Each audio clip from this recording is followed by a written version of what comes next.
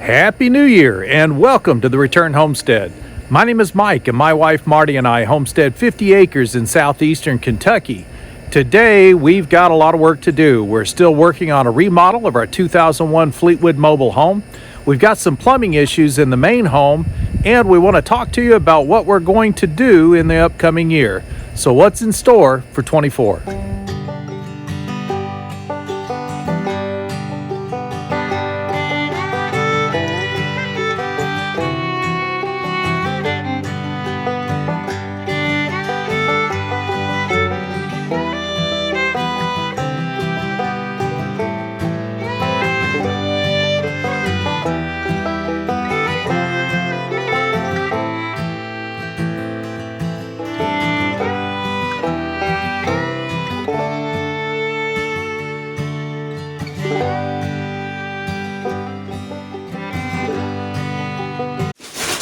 If you haven't updated the firmware on your freeze dryer yet, you might take some time to do that. We've been having some issues with our freeze dryer wanting to lose vacuum. So we've updated the firmware. We got that all taken care of yesterday, and Marty is preparing some green beans to go in the freeze dryer. How long do you figure these will take to dry out, huh? 24 hours. So it's about 24 hours. So as we're getting food loaded into the freeze dryer, I know you've been spending a lot of time planning for the garden for next year. What kind of things are you planning to grow? Brassicas, peppers, tomatoes, and I'm really going to step up my herbs. So in particular, what types of herbs? Are you looking for flavors for cooking or Both. more medicinal? Both. Both? So more medicinal. If I can eliminate things that we're currently buying at a grocery store, like garlic salt that's full of sugar, and I can make my own, herbs is the way to go. I agree. So that's one of the projects that's on store for next year. We definitely want to grow our own food. We want to preserve as much of it as we can. We've got some big question marks about the freeze dryer. We'll talk more about that as we go through the year. But for right now, we've got new firmware on here. We're going to get the freeze dryer rolling and get these green beans dried out. One other sort of project that's on the books for next year, we want to make sure Marty gets to spend plenty of time in her studio. She's been working on quite a few canvases, and we want to get a bunch more started for her.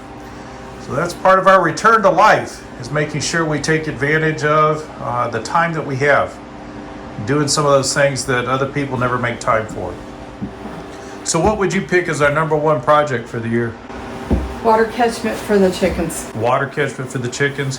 I think that's sort of step one. We're going to take care of the chickens first with some rain catchment, so we don't have to keep carrying buckets of water up to those guys.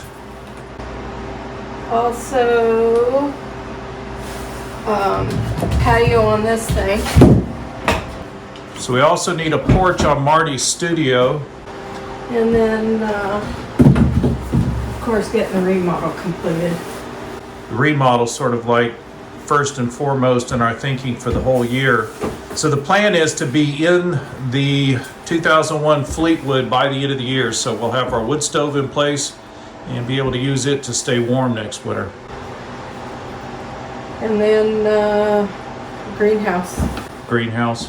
Yeah. What do you think of the caterpillar tunnel in the backyard? I like it. So we may actually do two greenhouses, or a greenhouse and a regular caterpillar tunnel in the backyard to help protect from insects and other pollutants that might be affecting our growing. Well, Marty's got her projects to work on and I've got mine. We've got some plumbing issues in the main house. So we're going to talk a little bit about rain catchment while I crawl into the house and see if I can figure out what's going on with the plumbing.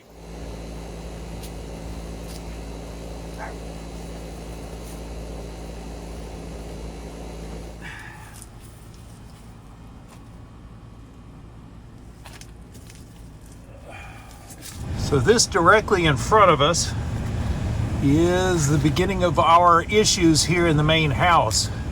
We've noticed some gurgling in the toilets occasionally, and it is escalated. So that now when Marty drains her tub, we get gurgling in both toilets. It's air bubbling back up through the line. So we're getting compressed air in our drain somewhere. Right here in front of us, just as we crawl underneath the house, is the area where our problem begins. So this is the main drain for the house right here. This black pipe right there coming down that elbow. So this is the primary drain that takes everything from the toilets and the shower and the sinks, and it's going to process all of that down to the other end of the house where it will then go into the septic line. So this line has to be nearly level. We want a slight elevation on this end so that this end of the house is slightly higher than the other, and the drain can therefore run downhill.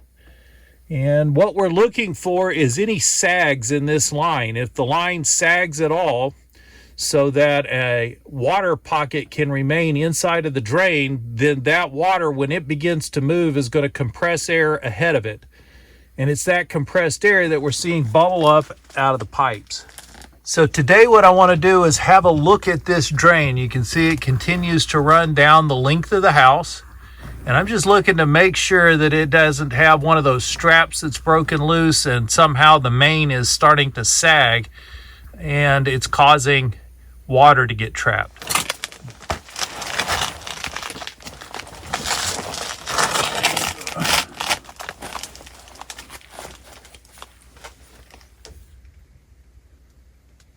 And no, it's never easy to do your own work. There's a reason why people pay plumbers to crawl up underneath their house and take a look at this stuff. And yes, I could call a plumber and have them come look at this for me, and they're going to come to the same conclusions that I am. The pipe is level. There's no sags in the pipe. At least not that I can see from here. And if there's no sags, then there's no place for air to get trapped and get compressed. So I'm still missing something important about this. But looking at this drain, it reminds me that this water has to come from somewhere. Currently, we're on the city water supply, so we've got all the chlorine and fluoride and other items that are in our water that we would prefer weren't there. We do have clean water that falls from the sky. We get plenty of rain here in Kentucky, and this next year, we're going to do something serious about taking advantage of that. The first step is going to be the chickens. So we're going to get water catchment in on the chickens so that I no longer have to carry water out to them daily. And once we got the chickens done, we're going to work on both houses. We're going to make sure we provide all of our own water for the houses as well as for the greenhouse. So that's a lot of water catchment we need to get in. So that's a big project for this next year. So I crawled down to the other end of the main and everything is fine. It's exactly the way it was 2 years ago when we bought the place. Nothing has come loose, nothing's broken, there's no puddles of water underneath the house, so everything is fine with the drain, but we've still got air compressing inside of there. That's always been one of the more interesting parts about plumbing to me, is that it's as much about moving air as it is about moving water. So you've got a pipe that is completely full of air until you flush the toilet, and then the water wants to move through that pipe. In order for the water to come in, the air has to go out. So there has to be a vent in the pipe that allows the air to escape when the water tries to move through. Those vents are going to be up on the roof. Another area of focus this year is going to be our garden here in the backyard. We do want to get some raised beds put in place. We've been talking about a greenhouse that we'll probably put down on the driveway next to the other house, but we're going to put in some raised beds back here in the backyard, and we'll probably cover those raised beds with some small greenhouse covers so that we can control the climate inside of the growing area a little bit better.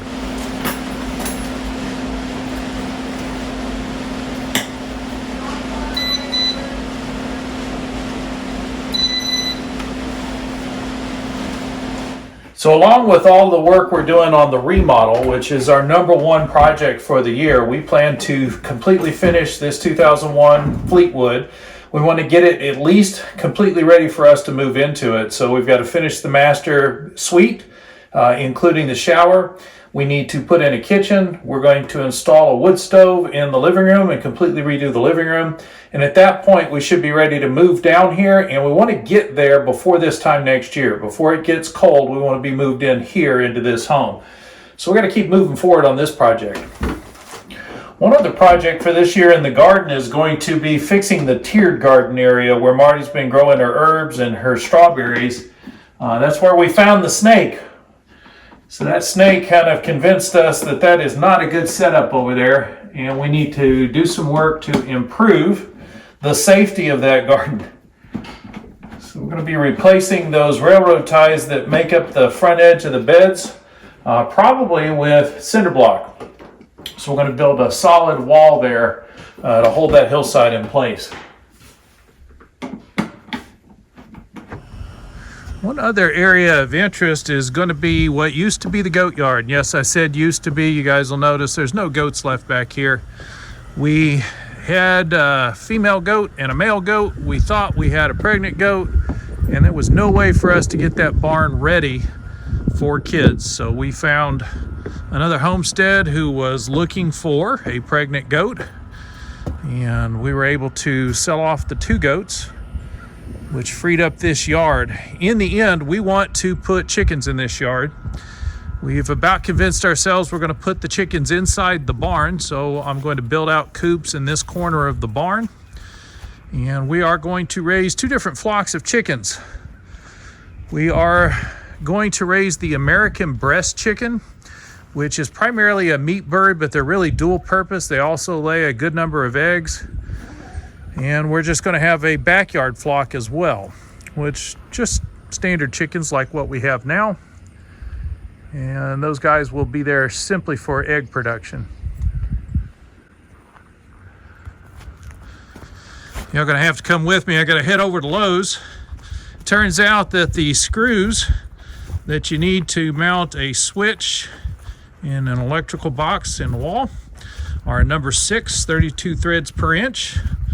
And the ones that mount a lighting fixture are a number 8, 32 threads per inch. I bought some longer screws to help us deal with the shiplap, but they're the wrong size, so off to Lowe's I go. One of the other more critical projects that we have to work on this year is our wood supply. So we do want to depend on wood as our primary heat source when we get moved into the new house. And that's going to mean having a much more substantial wood supply. Need a much deeper supply than what we've had this year. We've also got to come up with some way to protect it from the rain. Now, you don't have enough room to store all the wood we need in the barn, so we're going to have to build some wood sheds. And we've got a lot of trees that we'll need to take down. We're going to take down most of the trees that are in front of the other house that we're remodeling. So that's going to be a substantial amount of wood. There's a lot of really good oak in that area, and we just need to get it on the ground, get it dried out. So that's going to be a big project for us coming in this next year. Right now, I'm on my way back from Lowe's. We're heading back to the house to get my wallet. Hey, I'm going to stick this in the video because I want y'all to understand that things don't always go according to plan. Sometimes you just got to adjust and adapt. This is the first day of the year, and you'd think everything would run smoothly as an indicator of how the year's going to go. But so far, we've got the wrong size screws. We headed off to Lowe's to get the screws and got to Lowe's without a wallet. So now I'm heading back to the house to get the wallet, to go back to Lowe's to get the screws we need to get that light fixture put in. I am going to get that light fixture put in today. Sometimes you just got to be more determined than the world around you. Along with cutting down the wood that we're going to need to heat the house, we're also clearing ground. So we want to get some land opened up that we can get good grass growing on. The hope is to be able to raise enough cows for ourselves. We're not looking to become ranchers, but we are looking to supply as much of our own food as we can. And we do want to have cows on the property, but we're going to need to take down a lot of trees to do that. And part of that process of taking down the trees is also collecting the wood we need for heat. So you can see how things are really tied together on the homestead. There's no one project that is isolated from the others. One other project of interest that involves taking down trees will be the work we're doing at the lake. We want to open up the canopy on the hillside to the south of the lake so that we can get more sunlight to the lake during the winter. This time of year, there's very little sun getting down to the lake, and we want to improve that to increase our ability to use the lake throughout the winter, and also to improve the health of the lake itself. We're also going to be working on the fishing shack down by the lake. We want to turn that into a nice place to hang out and spend time. That way the lake becomes part of how we enjoy our lives. So the big idea behind our projects for the year are to, of course, return to the land, return to labor, and return to life. This year we're focusing on food and water. So we want to improve or refine our food supply. We've got plenty of food coming in out of the garden as it is. We've got lots of eggs coming from the chickens. We want to increase our ability to get meat from the chickens. And we're also working towards being able to manage larger animals, in particular cows. The adjustment for cattle is significant. We do have to have a significant amount more fencing. We're also going to need to have land cleared so that we have plenty of pasture for the cows. So we're going to be doing a lot of work this year to increase our own ability to raise these guys. So fencing is going to become a much bigger issue for us this year. We do need to get a border fence up between us and our most immediate neighbor. We have a lot of stray dogs in the neighborhood that do enter our property from his property, and putting up some sort of a protective barrier to keep those dogs away from our chickens and other animals is just a good idea. So we're going to be working on that. We've gotten a lot of fence posts already from some of the smaller trees we've been taking down. By far the most important project we have for 2024 is finishing this 2001 Fleetwood remodel. We've been getting a lot of questions recently specific to this job. There's some functions that we've done that we didn't talk a lot about that people are asking questions about. This issue with a garden tub has been a very common one. We had a difficult time figuring out what to do with the tub as well. You see the drain is still right here in the middle of the floor, but it's no longer in the bathroom. It's now in the closet. So we do still need to cap off this drain and stick it up underneath the floor, plug that hole so it doesn't create any problems. But then we've turned this area that used to be a garden tub into a walk-in closet. And we're not stopping there. We don't want just a closet. We want a good high-quality closet that not only protects the clothes but keeps them sweet smelling. So we are putting aromatic cedar up on the wall. Now this is $35 a box for a box of cedar. It's going to take us, what, hon, about 5 boxes? Yeah. So about 5 boxes to do these 2 walls of the closet. It is tongue and groove, so you do have to pay close attention to which side is the tongue and which is the groove. It also has a smooth finished side and then a rough unfinished side. So be very particular when you're using this material. You want to start with one good level plank up on the wall. You get that nailed off, and then you take the next board, turn it upside down, and then measure from side to side, marking the board for your cut. Once you got it cut, flip your board back around the way it goes. And you should be able to maneuver the tongue and groove together so that it locks in place.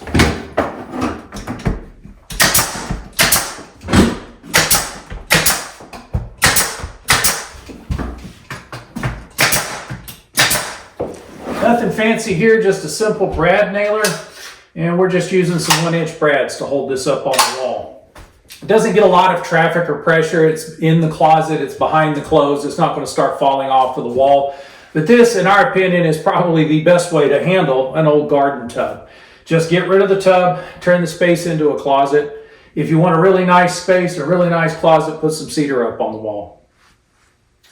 Another product that you've seen us using is this shiplap. It's not it's not totally dissimilar from the cedar that we're putting up in the closet. It's pine. It's much thicker than the cedar that we're putting up, and it has been painted and finished. It does have a tongue and a groove on it. Makes it real easy to put up on the wall. And we've had some people asking questions about this installation. Besides just cutting the boards to fit and then getting the tongues and grooves lined up and making sure that you keep the boards level, the way we're attaching this to the wall is just with finishing nails. Not anything really complicated. Where we can, we're using 2-inch finishing nails and making sure that we actually hit the stud. That's why all the nails are lined up here. If we got a finishing nail in the stud, it's going to give us a good firm hold. But even if all we get is the drywall, with the number of nails that we have on the wall, it's all going to stay in place. It doesn't need to be super secure. As far as the weight, you are adding a significant amount of weight to this wall, but because of the way the shiplap stacks on top of itself, all of the weight is borne by the shiplap below. So the weight is well supported in a vertical frame You don't have to worry about putting too much weight on a wall this way. This will support itself and actually add to the strength of the wall. So one of the other questions that we've gotten from viewers about hanging this shiplap is, did we use any kind of an adhesive to hold it up to the wall? You can use a spray adhesive on this or even liquid nails, but be sure, 100% sure, if you use liquid nails, that you never want this to come off of the wall. I guarantee you, you put liquid nails on the backside of one of these boards, and when you try to remove it, you're going to rip out half of the drywall before the board's going to come loose. So be very sure you don't want to remove it later if you decide to use liquid nails. One other area that some people get concerned about are these rough edges, like over here in this corner. And you can see the top edge, we don't even meet all the way up at the ceiling. That's not important because trim goes over the top edge of this. So once we trim this, all of the cracks and grooves at the edges of the wall disappear, and it'll look like one seamless piece. We purchased this from Lowe's specifically because it was already finished. We can buy the unfinished pine tongue and groove. We've got a couple of local mills that do produce it, but the unfinished takes a lot of time and effort to finish. If we had bought the unfinished pine, we would have probably spent about a week sanding each one of the boards, probably another 2 weeks getting the perfect coat of paint on it before we could even put it up on the wall. This way we were able to simply cut, nail it up to the wall. We'll take some DAP and fill these holes in so that the nail holes will start to disappear. And then the paint that they put on is really kind of a flat eggshell, maybe semi-gloss. It's not really as shiny as we would like. So we will be repainting this to get a full semi-gloss finish on it. And then of course there's always just the day-to-day chores of running a homestead. If you're gonna heat with wood, you're gonna have to split the wood. Now if you can afford to go out and buy one of those big wood splitters that can split 4 cords of wood in a matter of an hour, by all means, go out and do that. Otherwise, if you're like me, you're going to end up having to split stuff by hand. And that's just going to mean a lot of time standing in the barn or outside, swinging an axe, breaking off small chunks of wood. But that's just day to day what you need to do to have a homestead. No special projects involved here. It just continues day by day.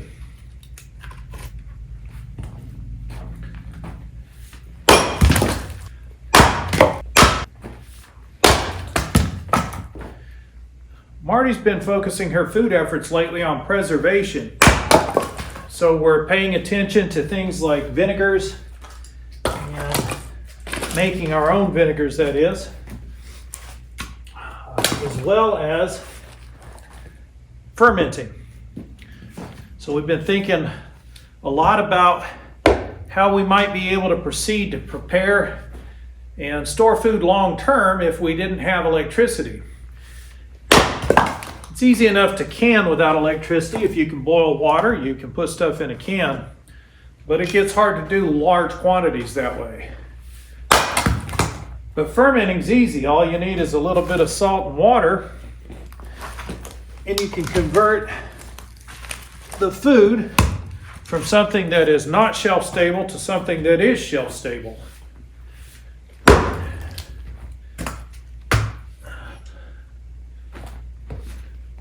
So we plan to use fermentation a lot more in the coming year as a way to preserve our food.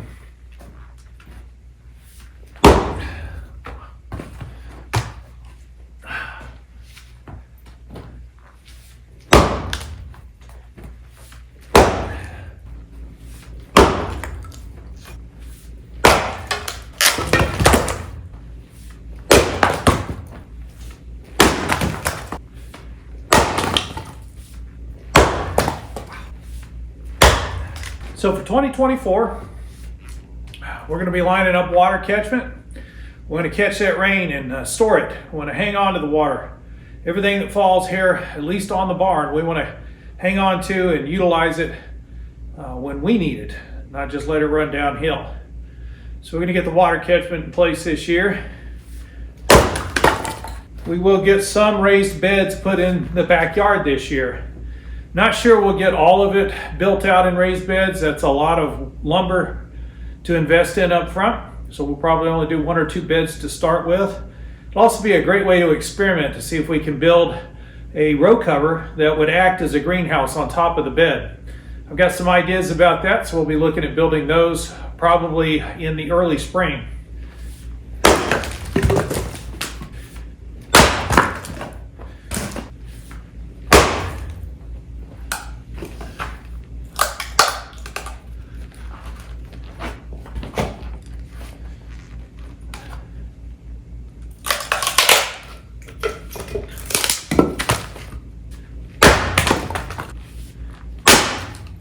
Finishing the remodel is probably the number 1 project on our list right now.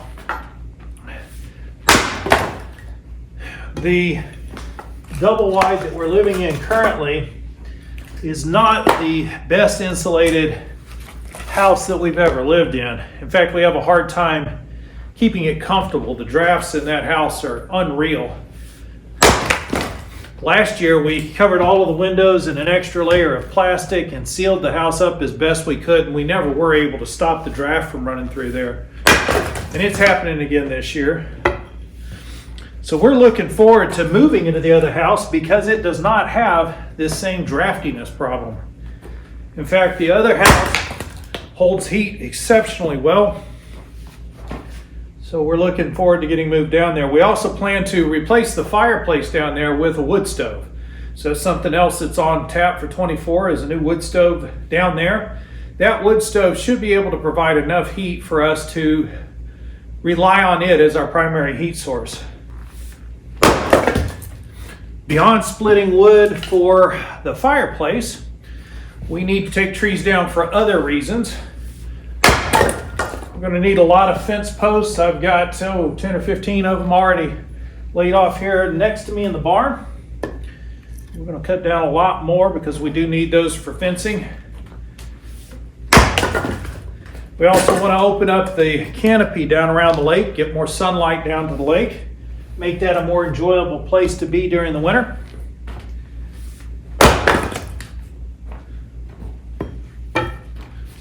So we've got a lot of tree work to do. Plus, we're taking these trees down so that we can produce pasture. We're looking for some place for large animals to be able to graze, and we got to get the trees off of it first if we're going to get grass to grow on it to be able to raise cattle. So the trees have got to come down. That's why we're spending so much time on the chainsaw, and there's going to be a lot more over the course of the next year. There's a lot of ground we need to clear. And while we're finishing up our house, we're also looking at bringing the chickens into the barn. So we're going to give them a new house as well. It's just going to be a lot easier for us to manage the chickens and to take care of them if they're secure and inside the barn. It's what a barn is for, is to protect animals, not just to hold machinery. So we are going to use a good portion of the barn to get the chickens in. We're going to take this cage that has been storing tools and we're going to convert that into a chicken coop.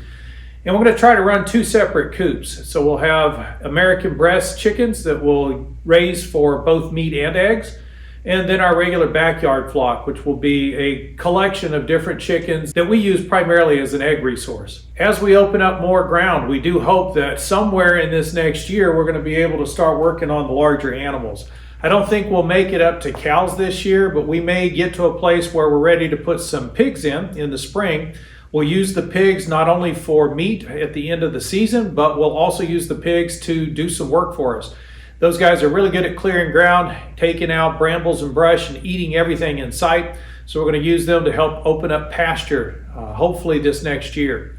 We've got a lot of fencing that we need to put up. We've already started with getting the fence posts, but we do need to figure out where the fence goes and start making the materials purchases that will allow us to get the fence in. And on top of all of that, we also need to get a porch put onto Marty's studio. The man door that we put on her studio does not seal fully at the bottom. It's not designed to be exposed to the elements. It's designed to be on a front porch, and it should not get water on it. So anytime the door gets wet, the water runs underneath the door and inside of her studio. So we're going to get a porch put on that. That was part of the plan anyway. It's just now an urgent matter to keep the subfloor from getting wet in her studio. And that's a lot of projects already, and we haven't even started talking about Marty's flower garden, Marty's herb garden. We've got the tier garden where we found that snake that we've got to rebuild the tiers on to make sure we don't have more snakes in there while we're picking strawberries. There's always a lot to do. And that's really the beauty of having a homestead. There is always more to do. You got to remind yourself, though, that eventually it will all get done. You just can't get in a hurry about it. These things take time. Even today, we lost a lot of time running back and forth to Lowe's. And these were just strange things, occurrences that we couldn't predict, we couldn't be ready for. I suppose I could have been more careful about when I left the first time to make sure I had my wallet with me. But 2024 is eventually going to be over. It's only going to take about a year, and we'll get to the end of it just like we did 2023.